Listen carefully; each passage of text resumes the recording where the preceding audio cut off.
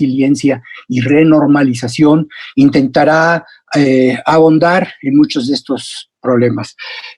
Para ello, hemos invitado a un grupo muy destacado de especialistas encabezados por el doctor Germán Palafox, quien será responsable y moderador de este capítulo, integrado por 5 connotados universitarias y universitarios, empezando con el día de hoy con la doctora Silvia Morales Chaine, para seguir la próxima semana con el doctor Juan José Sánchez Sosa. Seguirá en la tercera sesión la doctora Erika Villavicencio Ayub, la doctora Benilde García Cabrero, y terminaremos el 10 de junio con la conferencia a cargo del doctor Germán Palafox, en donde explorará algunas de las perspectivas que nos esperan una vez pasado o regresado a esta aparente normalidad a la que tarde o temprano nos enfrentaremos.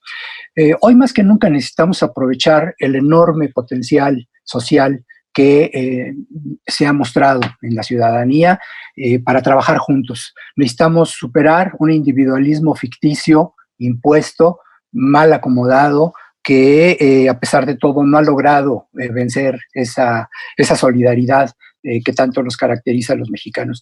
Y así hay una relación, y todos lo sabemos, hay una relación entre los individuos y el conjunto social. Pero en momentos como este, esa relación es más visible que nunca. Hoy sabemos que lo que nos pase a nivel individual va a tener un efecto en el conjunto social, y por eso les agradezco mucho, doctor Germán Palafox, muchas gracias por aceptar la invitación, bienvenido. Doctora Silvia Morales, muchas gracias por haber aceptado estar con nosotros, les agradecemos muchísimo y los dejo con nuestro auditorio. Muchas gracias. Muchas gracias, Javier, por la invitación a organizar este ciclo de 5 conferencias que, como bien dijiste, van a ir del 13 de mayo al 10 de junio, dentro de este ciclo más amplio de conferencias de la ciudad de la pandemia, con un tema general de qué es lo que nos pasa en la mente, cómo nos cambia nuestro comportamiento, cómo ha ido cambiando y cómo cambiará ante el COVID-19, la contingencia y sus secuelas. Y efectivamente los impactos más notables son sobre la salud mental, sobre las dinámicas de trabajo para muchos jóvenes y adultos, y para muchos niños y jóvenes, y toda la planta docente en nuestro país en el ámbito educativo. Entonces, el 13 de mayo, el día de hoy, iniciamos con una plática que nos va a brindar la doctora Silvia Morales Chaine, con el título Mi salud también es mental durante la pandemia por COVID-19. Antes de presentarla directamente y dar una orientación de por qué este título, quiero también mencionar los títulos de las conferencias que vendrán el 20 de mayo. El doctor Juan José Sánchez Sosa nos hablará sobre la salud psicológica en tiempos de pandemia. 27 de mayo, la doctora Erika Villavicencio Ayub hablará sobre el impacto del COVID-19 sobre el trabajo, como el COVID-19 como un nuevo factor de riesgo psicosocial para las organizaciones. El 3 de junio, la doctora Benilde García Cabrero hablará sobre impactos, desafíos y oportunidades para la educación ante el COVID-19. Y el 10 de junio cerraremos el ciclo con una presentación sobre algunas visiones personales sobre la pospandemia, el impacto en la salud, educación y trabajo que me permitiré ofrecerles. Iniciando en esta sesión, la doctora Silvia Morales Chaine es psicóloga por parte de la Facultad de Psicología de nuestra máxima casa de estudios, maestra en psicología profesional con residencia en psicología de las adicciones, es su principal área de expertise, pero no la única, y doctora en psicología también por parte de la UNAM. Ella ha trabajado intensamente en los últimos 20 años sobre transferencia en intervenciones breves en adicciones, sobre crianza positiva para la reducción de conducta problemática severa en niños en relación a las adicciones, a la prevención de adicciones, en la supervisión de profesionales de la salud, en evaluación, manejo y seguimiento de condiciones de salud mental y por consumo de sustancias, y de una manera y una línea adicional sobre descuento temporal, probabilístico y por esfuerzo en niños, adolescentes y adultos con problemas de conducta. Ella ha sido responsable académica de la maestría en psicología de las adicciones y desde el 2016 sigue siendo la coordinadora de los Centros de Formación y Servicios Psicológicos de la Facultad de Psicología. Es miembro del Grupo de Reducción de la Demanda de la CICAD, OEA, asesora de la Organización Panamericana de la Salud para la Atención en Primer Nivel de Trastornos Mentales e integrante del Comité de Adicciones de la Fundación Gonzalo Río Arronte. Vale la pena mencionar brevemente, ella lo abundará en ello, el título Mi salud también es mental hace referencia a un programa que impulsó la doctora Silvia Morales desde la coordinación de los centros y en un trabajo conjunto con el Instituto Nacional de Psiquiatría, con la Facultad de Medicina, con la Dirección General de Atención a la Comunidad universitaria, para hacer un tamizaje, una detección de problemas de salud mental, inicialmente en la comunidad universitaria, un tamizaje que lleva más de 20,000 encuestas, cuestionarios respondidos dentro de la comunidad universitaria y que se expandió a población abierta fuera de nuestra comunidad. Ante la pandemia, este proyecto que sigue vigente de manera amplia se concentró para ver los impactos sobre salud mental de la pandemia y que es el tema que nos va a tratar el día de hoy la doctora Silvia Morales Chainé, y pues le damos la bienvenida y muchísimas gracias nuevamente a Javier Delgado y al PUEC por abrirnos este espacio. Silvia, adelante, por favor. Mil gracias, doctor. De verdad, gracias, maestro Javier, querido doctor Palafox, por la invitación. Es un placer compartir con ustedes pues estas recomendaciones que, como bien señalaba el doctor, se ubican en el marco de la atención comunitaria y del primer nivel de atención. La finalidad de este programa surge como una estrategia para reducir la brecha de atención que existe entre el momento de tener riesgos a padecer alguna condición de salud física y mental al tiempo que nos toma llegar a la intervención basada en la evidencia de éxito que interrumpa esos riesgos a la salud mental, esos riesgos a la salud fisiológica y nos permita tener una vida exitosa y favorable. En este marco de la prevención universal, de la promoción de la salud mental, es que en el momento actual ante el COVID-19 tuvimos la oportunidad de generar una herramienta pues que deriva del Proyecto General de Salud Mental y que se ubica y que se dirige específicamente a la promoción de la salud mental durante esta época de confinamiento, de sana distancia, en la que nos interesa promover la salud mental porque también nuestra salud es mental durante el enfrentamiento de la pandemia por COVID-19. Mil gracias por la invitación, doctor, maestro, y si les parece bien, entonces daremos inicio a la presentación, que esperamos sea lo suficientemente clara para identificar cuáles son los riesgos a la salud mental que podríamos estar padeciendo y cómo promover la salud mental. Si quiero prevenir esos riesgos, si quiero identificarlos a tiempo y reducir la brecha de atención, es decir, el tiempo que me toma llegar a un tratamiento efectivo, eficiente, pues tendríamos que empezar desde la base, desde el autocuidado, desde la intervención en primer nivel. Y como ustedes podrán ver en la presentación en PowerPoint que les he preparado, bueno, pues de ahí el título, en la diapositiva 1 ustedes podrán identificar, el título es ese, promover que mi salud física y mental pues son una sola eje de atención para todas las personas. En el autocuidado queremos contribuir a que no hay salud física sin salud mental.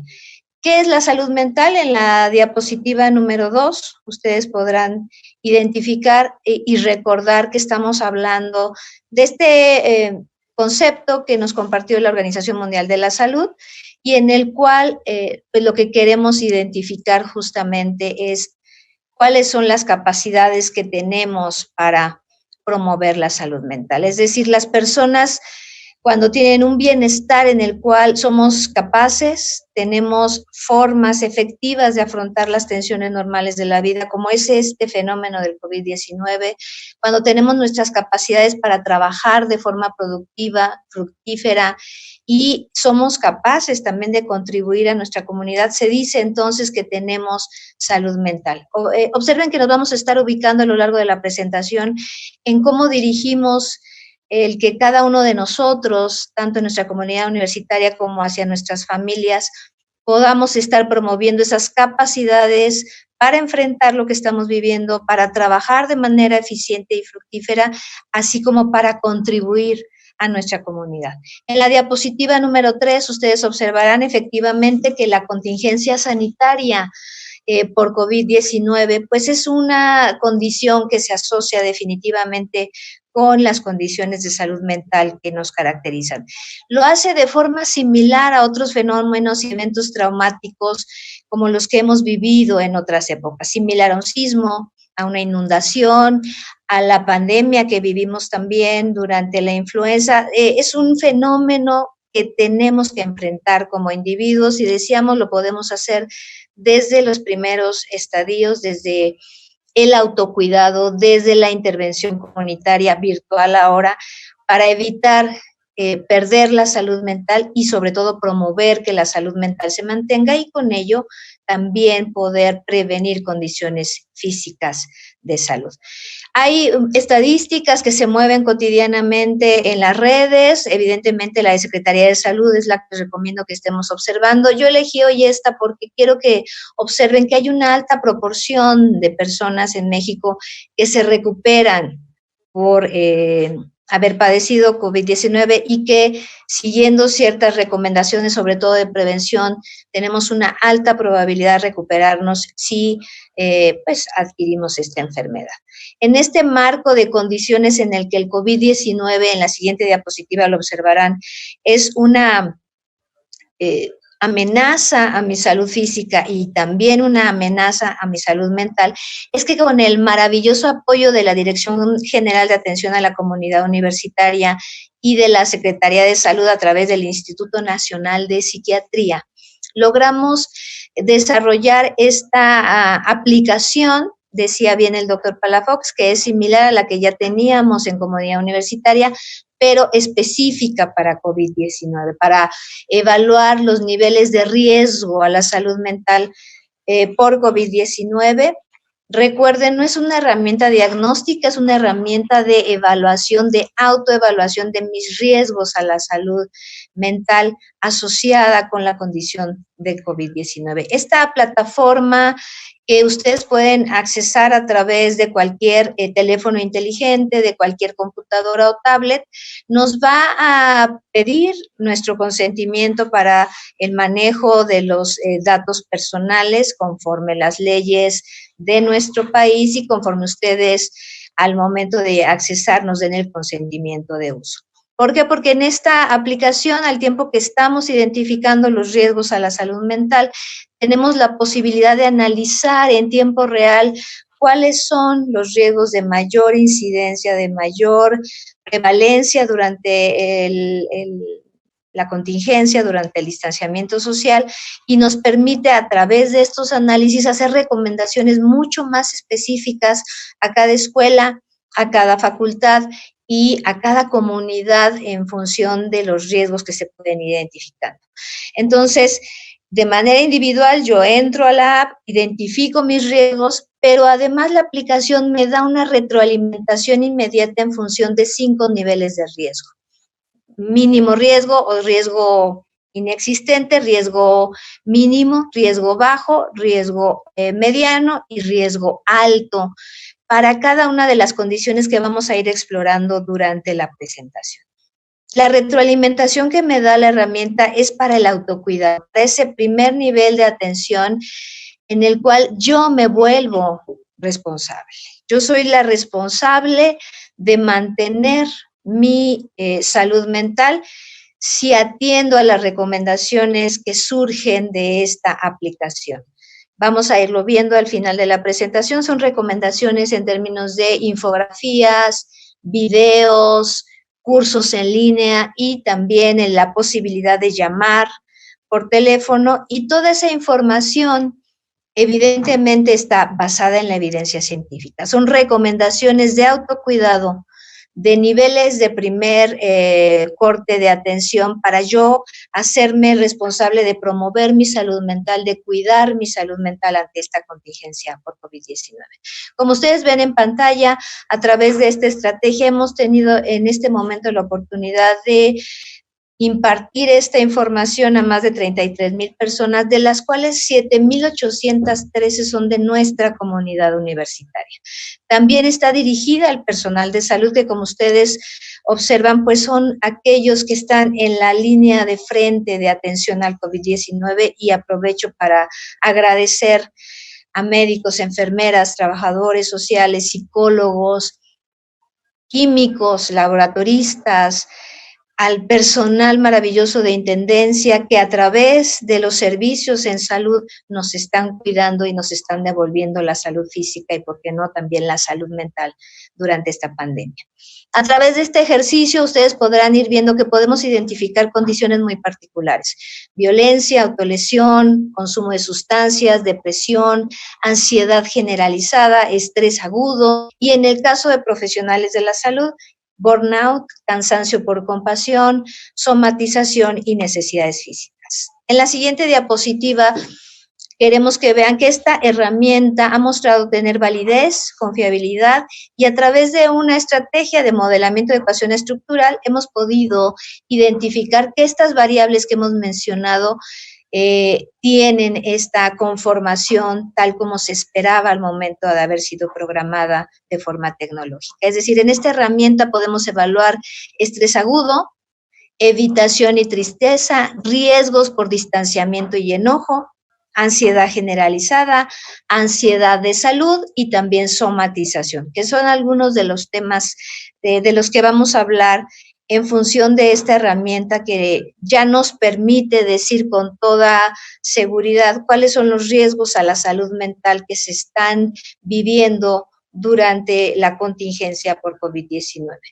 Esta herramienta nos ha permitido no solamente conocer la incidencia de personas en nuestra comunidad universitaria y fuera de ella, que tal vez ya tiene síntomas por una enfermedad respiratoria aguda, por sospecha de tener COVID-19, si un familiar nuestro ya ha sido diagnosticado, si nosotros hemos sido diagnosticados, si ya nos recuperamos de la enfermedad, y cómo esta distribución también se asocia con los niveles de salud mental. Es decir, qué condiciones me protegen, me mantienen con bajo nivel de estrés agudo, por ejemplo, en esta diapositiva, y qué condiciones de las que yo compartí a través de la aplicación aumentan mi riesgo a padecer estrés agudo y con ello en un futuro estrés postraumático.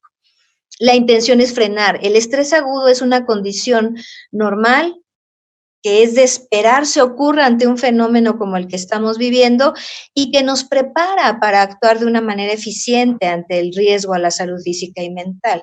Pero si no aprovechamos estas condiciones naturales que nuestro organismo vive ante la amenaza, podemos caer en la enfermedad. En la siguiente diapositiva, lo que vamos a ver es un ejemplo específico de la comunidad universitaria. Estamos observando en este ejemplo, con una población de aproximadamente 360 personas, que hay riesgos que vamos a observar, por ejemplo, en estrés agudo, si yo ya tengo síntomas por COVID, si yo ya tengo una sospecha de padecer COVID y obviamente si ya me han confirmado un padecimiento a COVID. Es decir, la ventaja de la herramienta es que podemos ir por cada comunidad identificando cuáles son los riesgos que estoy presentando en función de si ya estoy identificando síntomas por COVID-19. En la siguiente diapositiva vamos a observar que si voy comunidad por comunidad, podré ya identificar con la herramienta en cuáles de ellas, desafortunadamente, tal vez nuestros estudiantes, nuestros profesores o trabajadores ya tienen un familiar o un amigo o un colega que ha fallecido por COVID-19 y cómo eso afecta de manera importante a nuestra salud, no solamente a los niveles de estrés agudo, sino cómo eso puede generar condiciones de duelo, de tristeza profunda, de distanciamiento y enojo, justamente por el fenómeno que estamos viviendo de la pérdida, pero además por las condiciones en las cuales se está dando la pérdida. Es decir, no es tan fácil adherirnos a nuestras costumbres para despedir a ese ser querido, ese ser amado, de manera tradicional, y eso también genera una afectación en nuestros niveles de estrés agudo, de distanciamiento, de enojo, de ansiedad. Por eso en la siguiente diapositiva lo que les preparé es esta identificación de cuáles son esos riesgos a la salud que pudiéramos estar presentando en términos del estrés agudo, de la evitación, distanciamiento, ansiedad. Por ejemplo, en el caso general de estrés, evitación, tristeza, distanciamiento, enojo y ansiedad, estos son efectos que esperamos sean comunes, decíamos, en las primeras etapas del padecimiento. En los primeros 2 meses, que son en los que estamos, va a ser natural sentir estas emociones, pero decíamos, ¿cómo las pongo en juego para enfrentar de manera eficiente este miedo, este riesgo a la salud durante los primeros estadios de un evento como este que pues en la literatura se le llama traumatizante porque podría llevarnos al riesgo a tener una enfermedad importante? Entonces, este tamizaje me permite identificar mis niveles de estrés, si estoy evitando el fenómeno, si estoy teniendo más tristeza de la esperada, si me estoy distanciando, si estoy mostrando demasiado enojo. La reactividad, la habrán notado, es muy común ante estos eventos. Si mis niveles de ansiedad han aumentado, sobre todo aquellos que tienen que ver con la salud o con la somatización. Y la herramienta en la siguiente diapositiva, lo vamos a ver, nos va a ir dando pautas de autocuidado, cómo puedo enfrentar de manera eficiente estos síntomas para que podrían poner en riesgo mi salud física y mental. Por ejemplo, condiciones de evitación y tristeza. ¿A qué se refiere esta condición? Bueno, puede ser que yo esté evitando pensar, evite sentir, hablar sobre la enfermedad, que evite recurrir a la información oficial, que tenga dificultad para recordar cuáles son esas recomendaciones puntuales que nos están haciendo para cuidarnos y cuidar a nuestros familiares. Es posible que esté mostrando poco interés también o placer por las cosas que antes para mí eran placenteras, por el confinamiento, por la condición actual, que tenga sensaciones de decaimiento, de depresión, sentirme sin esperanzas. Entonces, es natural sentirlo y esto va a tener el riesgo de empeorar si tengo condiciones de estrés agudo como esta, pero si además no enfrento de manera efectiva estas sensaciones. Vamos a ver que con la aplicación nos van a dar recomendaciones de cómo enfrentar este conjunto de emociones que hemos denominado condiciones de evitación y tristeza. En la siguiente diapositiva, observen cómo definimos estrés agudo. ¿Cuáles son esos riesgos a la salud mental que denominamos estrés agudo? Pues nos referimos a pensamientos recurrentes de que vamos a enfermar, a pesadillas sobre la enfermedad, a esa preocupación constante, a que es posible que tengamos reacciones físicas desagradables y que las estemos confundiendo con los síntomas del COVID y que son síntomas de ese nivel de estrés agudo que más bien me está preparando para actuar y para defenderme ante el riesgo a la salud física y mental. Esté sintiendo culpa, ¿no? Esta culpa de poder enfermar a mi familia, porque si me toca estar saliendo, si soy quien va por los alimentos, incertidumbre ante lo que pueda pasar, sobre todo económica, ¿no? Incertidumbre en términos de mi salud física, pero también de mi estabilidad laboral y económica, y miedo. un miedo constante porque no sabemos ante esta incertidumbre qué pueda pasar. En las figuras que tienen en pantalla observarán que entonces hay un mayor nivel de estrés agudo en función de si me encuentro en confinamiento, si soy quien va por los víveres o si me mantengo pues trabajando y saliendo todos los días. Hay mayores niveles de estrés agudo si estoy en confinamiento y probablemente eso tendrá que ver con la forma en la que estoy enfrentando estas condiciones de estrés agudo.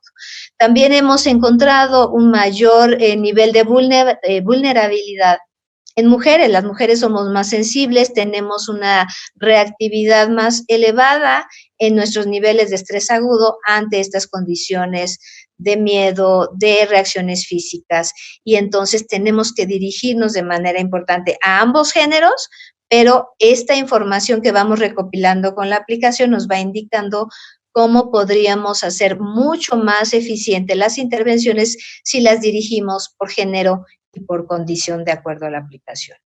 En la siguiente diapositiva encontrarán cómo hemos definido la condición de distanciamiento y enojo. Decimos que hay un alto nivel de distanciamiento y enojo cuando reportamos pérdida de interés, que nos sentimos distantes de los demás, aun cuando estamos confinados y cerca con algunos de ellos, si hay dificultad para sentir afecto, si tenemos deseo de hacer cosas para lastimarnos, ¿no? Y ahí hay que poner un foco de atención importante y pedir ayuda inmediata si estos pensamientos empiezan a llegar a mí. Dificultad para dormir, un enojo constante y dificultad para poner atención, para concentrarme en las actividades académicas que tal vez estoy teniendo oportunidad de hacer en casa o laborales. Entonces, observen en las figuras que vamos a encontrar un mayor nivel de condición de distanciamiento y enojo en función de si yo ya tenía un diagnóstico, por ejemplo, como la depresión. Entonces, las personas que ya tenían un diagnóstico por depresión, pues van a tener mayor riesgo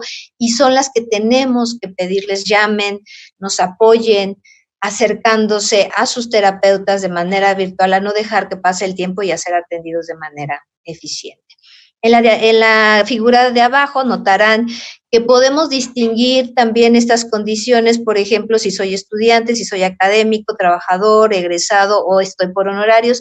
Y en este ejemplo que tienen en pantalla, recuerden, no es en global, son algunas muestras de población que me estoy permitiendo compartirles. Pues si soy estudiante, si soy un trabajador por honorarios, seguramente estoy teniendo más condiciones de distanciamiento y enojo por esta incertidumbre, por estas condiciones que hemos estado mencionando. Otra de las condiciones que nos permite evaluar esta aplicación se llama ansiedad generalizada y se refiere a reportar sentirme nervioso, ansiosa, incapaz de controlar preocupaciones, inquieta, con dificultad para relajarme, y esta condición, por ejemplo, de ansiedad generalizada, pues se va a explicar también en función de los niveles de estrés agudo. A mayor estrés agudo voy a tener mayor ansiedad generalizada, y en este ejemplo que les comparto en pantalla, observen que si yo consumo tabaco, aumentan mis niveles de ansiedad generalizada, y por eso las recomendaciones han sido reducir, si es posible, eliminar el uso de sustancias psicoactivas, tanto de alcohol como de tabaco, como de otras drogas, porque su consumo, y aquí ya tenemos datos muy concretos, incrementan los niveles de estrés agudo, de distanciamiento, de pensamientos y emociones negativas, así como de ansiedad generalizada y de salud.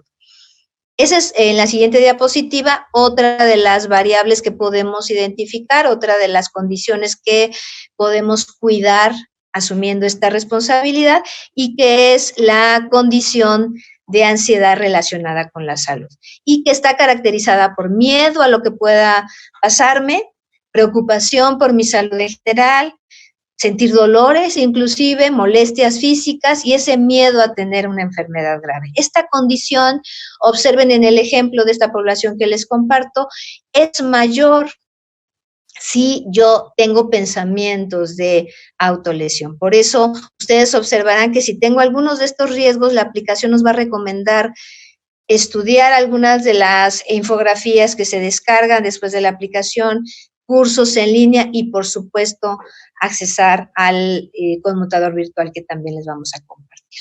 En la siguiente diapositiva observen entonces que lo que nos permite esta aplicación también es catalogar los niveles de riesgo. En el triángulo, en la base, tenemos aquellas personas que dicen sin riesgo, no tengo en ninguna de las condiciones que he mencionado condiciones de riesgo a perder mi salud mental, y sin embargo a ese 16% pues también se le da acceso a las infografías, a los cursos, por si queremos seguir previniendo la pérdida de la salud mental, podamos hacerlo de una manera muy puntual, educándonos en ese sentido. En el azul tenemos un 27% que ya tienen un nivel de riesgo, decimos mínimo, algunas condiciones que se pueden frenar, que se pueden interrumpir, y observen cómo ya en los verdes vamos identificando si mi nivel de riesgo es mediano, si es alto, y en el alto, en este ejemplo que observarán de estrés agudo, pues tenemos un 3% de las personas que han respondido la aplicación. Esto es muy acorde a la que hemos visto en otros fenómenos perturbadores. El porcentaje de aquellos que requieren una atención especializada del tercer nivel, afortunadamente es mucho menor, pero lo que nos permite la aplicación es hacer la recomendación de cuál es mi nivel de riesgo, qué acciones puedo tomar para yo responsabilizarme de promover mi propia salud mental. En la siguiente diapositiva, ustedes podrán notar que les pongo algunos ejemplos de cuáles son las retroalimentaciones que van a recibir de la aplicación. Pues una de las primeras y más importantes es información puntual sobre la enfermedad. Entre más la conozca, entre mejor conozca sus síntomas leves y graves, entre mejor informado esté sobre cómo debo actuar, qué cosas tengo que hacer para mí, para mi familia, eso por supuesto reduce mis niveles de ansiedad, de estrés, de tristeza, porque tengo más clara la posibilidad de conformar un plan de acción respecto a cómo actuar ante estos riesgos a la salud física y mental. También en la aplicación van a recibir información sobre el número del slide. Estamos en el 16.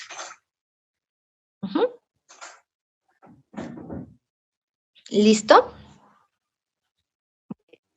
Entonces, decíamos que entre más información tenga, por ejemplo, sobre el COVID, eso va a bajar mis niveles de estrés. Entre más información y planes de acción pueda conformar, por ejemplo, respecto a cómo estabilizar mi situación económica y ocupacional, eso también va a reducir mis niveles de estrés. Y entonces en la aplicación van a tener ustedes ligas también a páginas para informarme, para tener mucho más detalle sobre cómo puedo armar mis planes de acción para enfrentar esta incertidumbre y volverla más certera en términos de lo que puedo hacer cada momento durante el confinamiento y la contingencia. Y en la siguiente diapositiva observarán entonces que esa serie de información se ha clasificado, como veíamos en el triángulo, de acuerdo al nivel de riesgo identificado.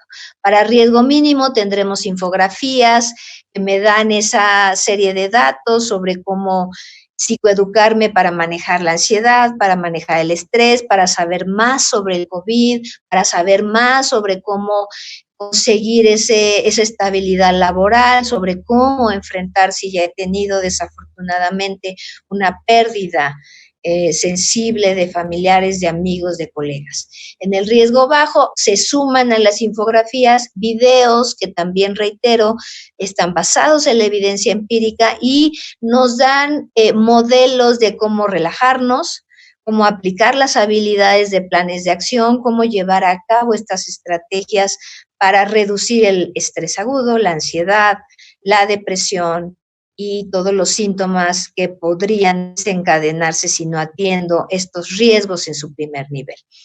En el riesgo medio van a encontrar también cursos a distancia que tenemos programados en el sitio Mi Salud También es Mental y que nos ayudan a enfrentar los pensamientos negativos, los de riesgos de autolesión, cómo enfrentar la crianza de nuestros hijos en el hogar, ahora que los tenemos de tiempo completo estudiando en casa, cómo trabajar con nuestros adolescentes, cómo hablar con ellos, inclusive cómo puedo reducir el uso de sustancias psicoactivas, porque si ya tengo ciertos niveles de uso, eliminar el uso o reducirlo es algo que puede requerir la orientación específica de cómo hacerlo, y entonces van a encontrar en este sitio que surge de la retroalimentación cómo matricularme en el curso, cómo tomar el curso para adquirir habilidades o fortalecerlas si es que ya las tengo.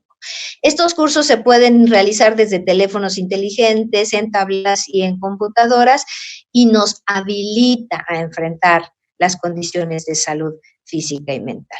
Y finalmente, en el riesgo alto, además de todas estas herramientas, por supuesto, las recomendaciones son llamar de inmediato a nuestros teléfonos de atención psicológica a distancia, que se han vinculado con otros conmutadores que también manejan estrategias basadas en la evidencia, como son los de la Secretaría de Salud a través del Instituto Nacional de Psiquiatría, del Hospital Fray Bernardino, del Juan N. Navarro, de instancias que de una manera maravillosa, y aprovecho para agradecerlos, se han sumado a la atención de segundo y tercer nivel para las recomendaciones a través de la estrategia virtual de cómo manejar estos riesgos ya más avanzados a mi salud mental. Observen, y ahorita vamos a hacer más énfasis en estos números telefónicos, que la recomendación es primero asumir mis estrategias de autocuidado, leer toda esta información para no saturar los servicios y poderlos solicitar acorde a mis niveles de riesgo. Esa es la recomendación que yo les reitero, nos ayuden a realizar. En la siguiente diapositiva mostramos algunos de los videos que ustedes van a encontrar en esta retroalimentación sobre relajación, sobre manejo de técnicas de autocuidado, cómo regular mi alimentación, cómo regular mi sueño, cómo generar rutinas. Es muy fácil recomendarles, hagamos rutinas para todo, para el ejercicio, para la actividad académica, para la ocupacional. Sin embargo, no es tan sencillo. Y entonces, tener este orden es el que nos va a permitir alcanzar y promover la salud mental. En la siguiente diapositiva, resumo cuáles son los niveles de recomendaciones que se reciben de la estrategia. Contacto virtual no solamente para estudiar, sino para redes sociales, para actividad social de recreación, rutinas diarias, atención a las necesidades y sentimientos que estamos viviendo, actividades saludables y relajantes. Por eso ven detrás de mí mi elíptica, no la quité, quería que vieran que tenemos, si ya por ahí tenemos un perchero que no usábamos, pues retomarlo, pero en rutinas, en horarios fijos, de ejercicio, de acuerdo a nuestra edad, a nuestras posibilidades, a nuestros niveles, porque no vamos a hacer ejercicio de alta intensidad si nunca lo hemos hecho. Vamos a tener estas recomendaciones del tipo de ejercicio, de las rutinas de sueño, de cómo preparar alimentos saludables y de menor costo, así como actualizaciones de la información y orientación práctica por los medios oficiales. Es decir, evitar los fake news y tratar de siempre mantenerme informado no más de 2 veces al día por un periodo muy acotado para no incrementar mis niveles de ansiedad. En la siguiente diapositiva les hacemos un resumen de cómo hemos venido generando esta estadística, la cantidad de servicios que hemos impartido en función de los niveles de riesgo en el autocuidado, en el primero, segundo y tercer nivel de atención. Observen que por eso les pedimos nos ayuden identificando cuáles son sus riesgos a través de la aplicación y entonces ir llevando a cabo las habilidades de autocuidado que nos permitan llamar sí a servicios especializados solo si mis niveles de riesgo se ubican en este nivel elevado de atención. En la última diapositiva les comparto la liga misalud.unam.mx/COVID-19. Reitero, nos tengan paciencia, ha funcionado muy bien y sin embargo, si entramos todos, bueno, por favor, ahí van a recibir la señal de que pueden accesar a ella, cuáles van a ser los niveles de riesgo y les compartimos los teléfonos del conmutador que también aparecen en las retroalimentaciones, pero por si fuera una emergencia en términos de salud mental. Tenemos este teléfono que se marca desde la Ciudad de México, como lo tienen en pantalla, pero Este mismo teléfono tiene una línea disponible para aquellos mexicanos que nos están escuchando y que viven en el extranjero. Tendrían que marcar el 001 previo al número telefónico para poder entrar al conmutador, pero también pueden entrar a la liga y recibir retroalimentación sobre su nivel de riesgo. Y agregamos el teléfono, por supuesto, de la Unidad de Inteligencia Epidemiológica y Sanitaria, que también nos está ayudando y colaborando para atender los niveles de riesgo a la salud mental, con la opción número 4, que es la que abarca particularmente la atención por salud mental. De mi parte lo dejo hasta aquí para dar cabida a las llamadas, a las preguntas, y agradezco muy humildemente su escucha. Muchas gracias, doctora Silvia Morales Chainé, y estamos con tiempo suficiente para poder responder a las preguntas e inquietudes que vayan surgiendo. Vamos dando ahorita tiempo a que las vayan planteando. Y yo quisiera aprovechar mientras recibimos algún comentario, alguna pregunta, preguntarle a la doctora Silvia Morales Chainé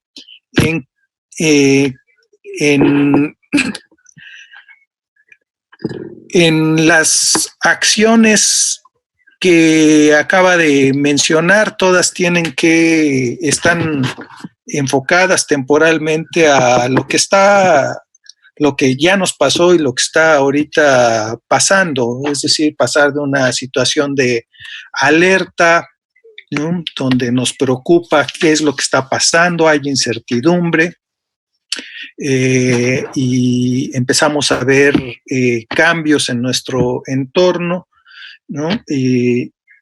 Y empezamos a tratar de adecuarnos, de adaptarnos, por ejemplo, a estas medidas de distanciamiento social.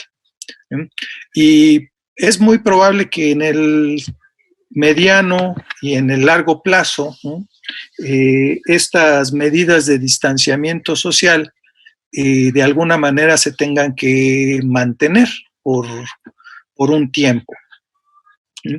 Y lo que hemos ido aprendiendo o descubriendo que tenemos que aprender es que tenemos que pasar de estas medidas de distanciamiento social con una secuela psicológica que ya nos acabas de platicar con cierto detalle, a aprender a socializar a distancia. Así es. ¿Qué nos podrías comentar sobre esta?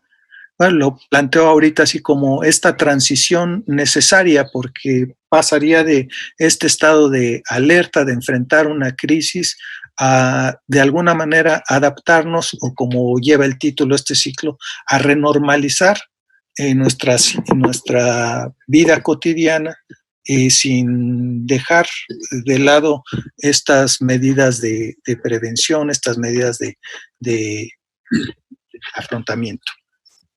Así es, doctor, pues mil gracias. Efectivamente, hemos visto ya, me parece todos, una oleada importante de actitudes más positivas hacia la tecnología, y no me refiero solamente a esta vía, ¿no?, virtual como el Zoom o el Facebook, sino también al teléfono local, al tradicional, al WhatsApp, que son herramientas que nos han permitido de una manera innovadora mantener la relación social con nuestros amigos, con nuestras familias, y con ello poder alimentar esta necesidad de socialización, esta necesidad de escucha, de expresar nuestras emociones, de identificarlas y entenderlas y compartirlas con aquellos con los que tenemos confianza. Entonces, ha generado en las personas esta innovación, esta creatividad, cómo le hago para mantenerme en contacto en mis rutinas, en mis horarios. Evidentemente, algunas comunidades tal vez no tienen esa posibilidad de recurso, y es en la que tenemos que generar más estrategias y poner en juego nuestra creatividad para fomentar esta interacción. Creo que la actitud ha sido positiva, disposición de las personas para ahora comunicarse por estos medios, pues se vio acrecentada de una manera importante, a lo mejor no, muchas o algunas no tan positivamente, se vieron obligadas a hacerlo, pero lo que a mí me ha tocado vivir, tanto con las personas con las que trabajamos de manera virtual, como con nuestros colegas y con las personas de la comunidad, ha sido esa sorpresa, este grato sentimiento de pude entrarle, ya no me pico el ojo con el mouse, ya puedo ahora comunicarme mejor. Ha habido una gran disposición y esa es la idea, cómo volvernos creativos para enfrentar nuestras emociones de manera innovadora, generando esta posibilidad, a pesar del confinamiento, de interactuar de manera continua, rutinaria y eficiente con las personas con las que podemos lidiar de manera exitosa y eficiente con estas emociones.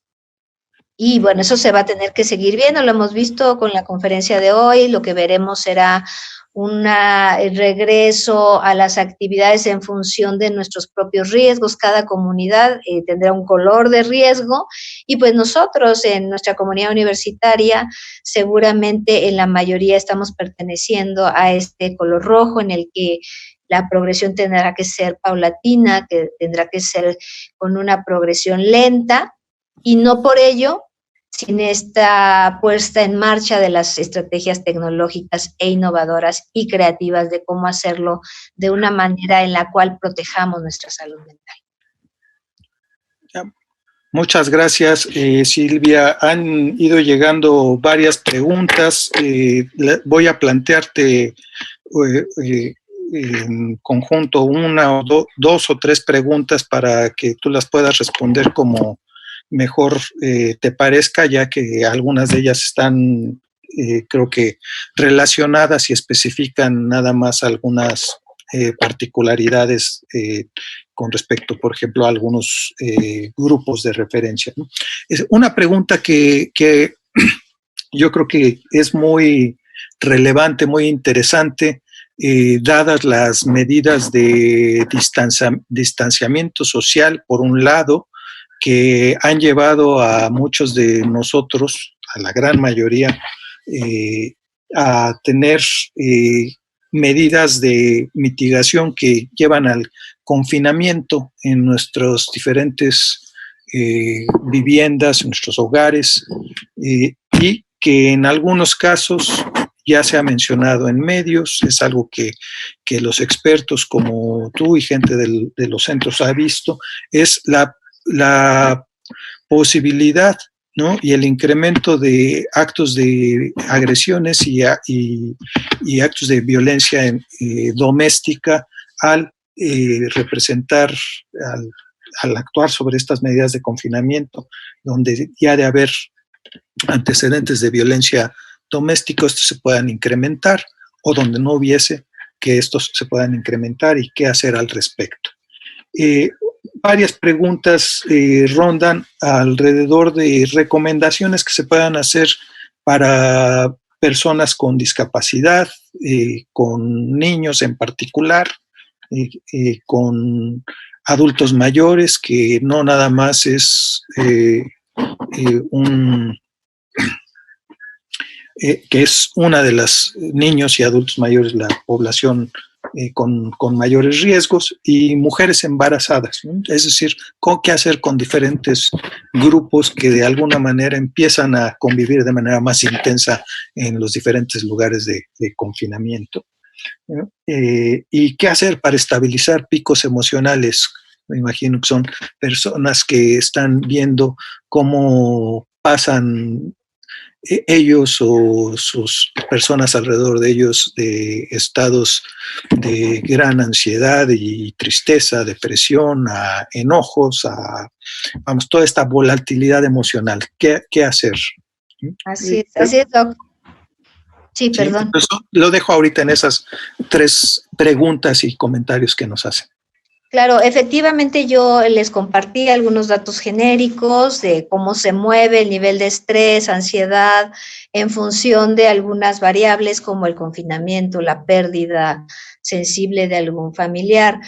Pero como lo vieron también, pudimos evaluar el nivel de estrés, ansiedad en función de estas otras variables como el consumo de sustancias o la violencia dentro del hogar, tanto la emitida como la recibida y tristemente la violencia sexual. Y como lo hemos escuchado en los medios, ha incrementado de manera importante. Nosotros tenemos ese referente del tamizaje que ya habíamos hecho antes al que tenemos ahora, y ha habido un incremento importante en las condiciones de violencia y que evidentemente, como bien señalabas, lo que yo tengo que hacer, y por eso le hemos apostado tanto a la prevención, porque si yo conozco muy bien cómo prever que estos eventos de uso de sustancias, de violencia, de pensamientos negativos, de lesión y suicidio se presenten, es como la primer pauta, porque ya vimos gran parte de la población nos ubicamos en ese primer nivel. Pero cuando ya estamos en el último nivel, en el riesgo alto, es muy importante que quienes estamos como cuidadores de las personas que pierden la paciencia, que por la incertidumbre y el miedo llegan a tener esos eventos explosivos de enojo, de llanto, lo primero es validar su emoción. Es decir, no evitemos decir, no llores, no te enojes, porque es una sensación que más bien tenemos que recibir, entender, mantener con ellos la calma, diciéndole, está bien, expresa lo que sientes, dime qué te está pasando, tener a la mano los teléfonos que comentábamos para tratar de pedir el apoyo inmediato de riesgo y poder guiarlos en términos de cómo enfrentar estas condiciones de riesgo alto. Por eso para mí es muy importante que prevengamos, que se metan a los cursos, ahí existen recomendaciones de cómo manejar estas situaciones para prever que ocurren, y si ocurren porque ya estoy demasiado sensible, exploté y me enojé, nosotros podamos prever junto con la persona que está expresando esa emoción cómo hacerlo. En el caso de violencia, obviamente emocional y física, vimos también ya en los medios que hay recomendaciones muy puntuales de cómo protegerme, cómo no ser víctima de violencia. Tenemos ahí en la retroalimentación las ligas muy puntuales de a qué instancias puedo acceder para prevenir ser agredido. Tenemos el apoyo de Gendes, por ejemplo, que también nos contribuye mucho para los generadores de violencia, cómo poder apoyarlos para cambiar en este momento de confinamiento y desde antes, ¿verdad? Pero ahora en el confinamiento, si me percibo que yo estoy emitiendo la violencia, que yo la estoy generando, hay recomendaciones muy puntuales de cómo frenar esa ocurrencia.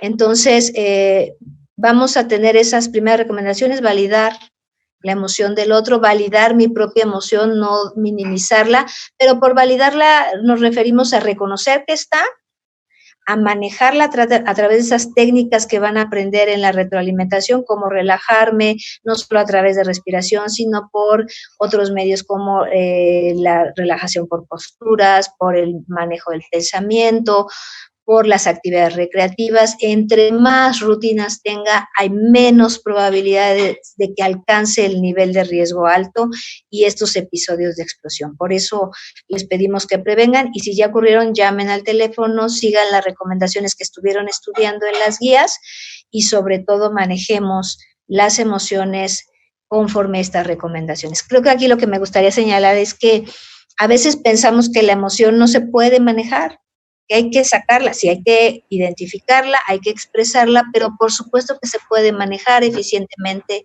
se puede regular, y esas son la serie de infografías que van a encontrar en la herramienta.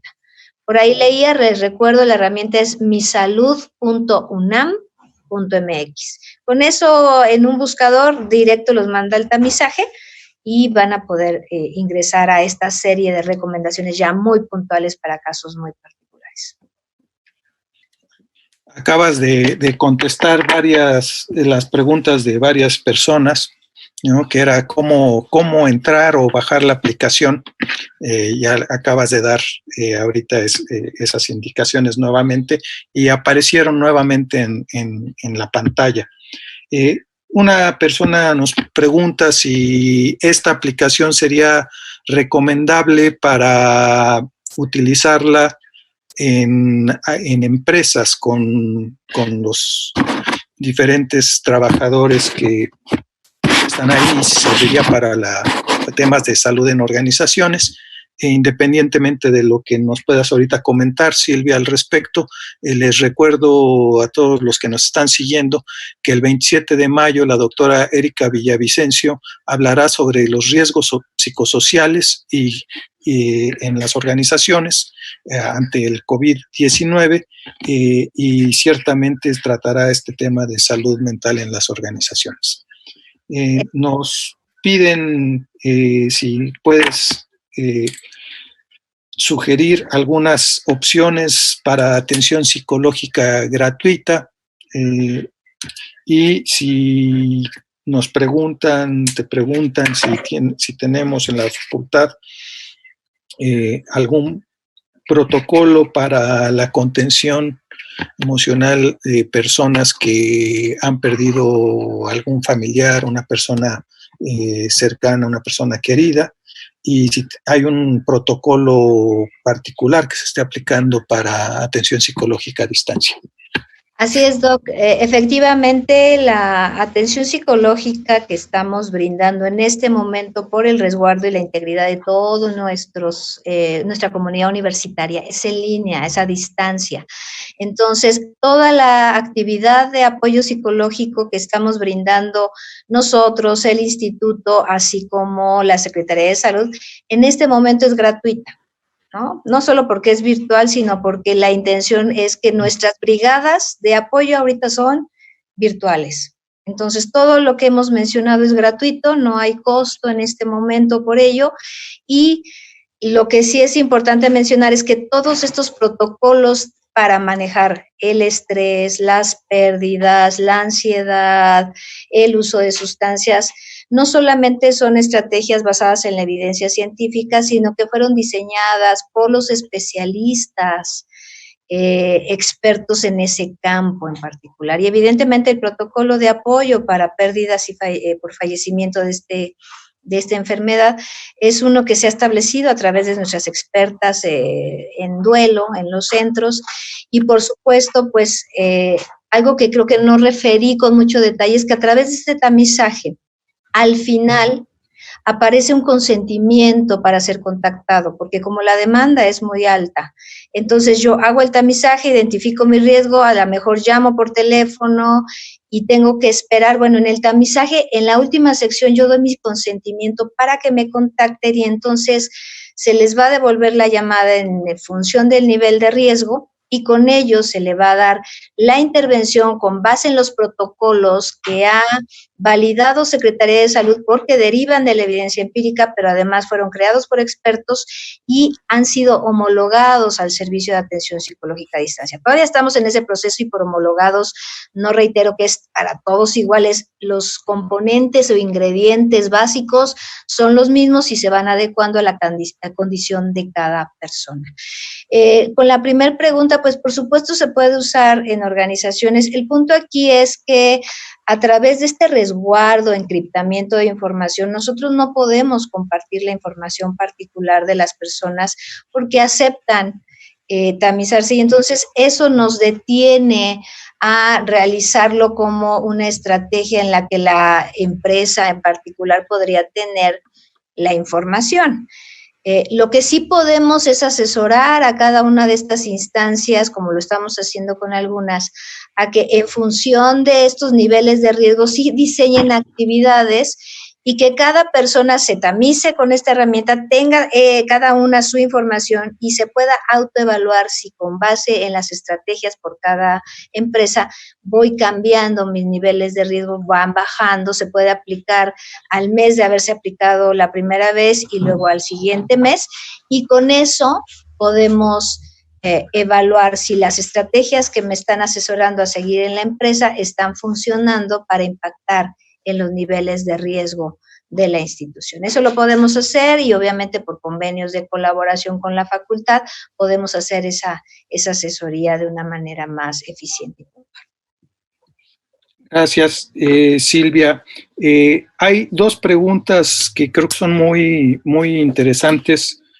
Una tiene que ver con la situación actual. Te preguntan ¿qué se puede hacer? ¿Qué problemas se detectan potenciales de salud mental con pacientes que hayan sido diagnosticados ya con COVID-19. ¿Sí? Eso por un lado. Y la otra tiene que ver con lo que viene por delante, y es si se prevén algunos problemas de salud mental en la ruta hacia la nueva normalidad, como le ha llamado el gobierno federal, la renormalización, como nosotros le pusimos en el título de este ciclo de conferencias.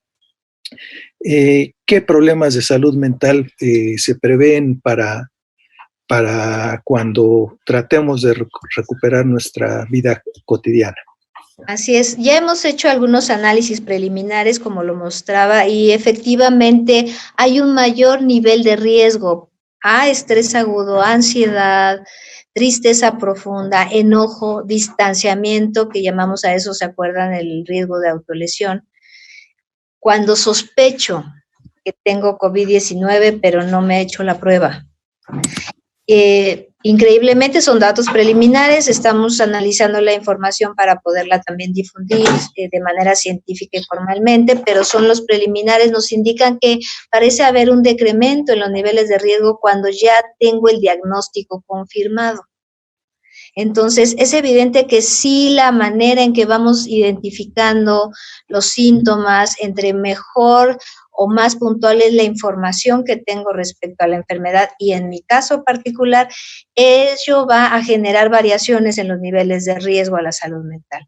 Sí, también los datos nos han indicado que si yo tengo un padecimiento previo a esta pandemia, como lo mencionaba, como puede ser depresión, algún tipo de trastorno relacionado también con demencias, tenemos un mayor riesgo de estrés agudo, de ansiedad, de somatización, y entonces eso nos da la puerta a entender que sí, muy probablemente va a haber afectaciones de mayor incidencia a las que ya teníamos en el mundo como en México. Recordemos que ya había números inquietantes respecto a cuántas personas tenemos el riesgo de padecer alguna condición de salud mental en la vida, y es 1 de cada 3 en el mundo. Eso era previo al COVID. Entonces sí se está pronosticando un posible incremento en este nivel de incidencia, y por eso es que estamos apostándole a la prevención, poder frenarlo, poder interrumpirlo, poder identificarlo a tiempo y poder atenderlo con base en la evidencia científica.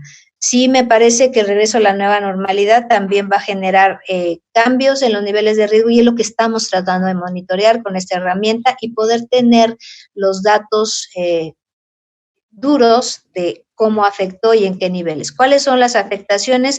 Como ya lo teníamos previo al COVID, la de mayor riesgo es la depresión, ¿no? Hay, por supuesto, derivada de la depresión, ya teníamos previo al COVID condiciones muy elevadas de autolesión y riesgo inminente de suicidio, y pues es muy preocupante que se pudieran incrementar, ¿no? Vamos en este momento más que a monitorear y a prevenir, a tratar de frenar, a tratar de promover que eso no ocurra. Esa es nuestra apuesta que hemos estado, y creo yo, recibiendo un gran apoyo de la vinculación de las diversas instancias en Secretaría de Salud. Tratar de prevenir, sí monitorear, sí tener el indicador del dato duro, pero tratar de promover la prevención y que estas incidencias no crezcan.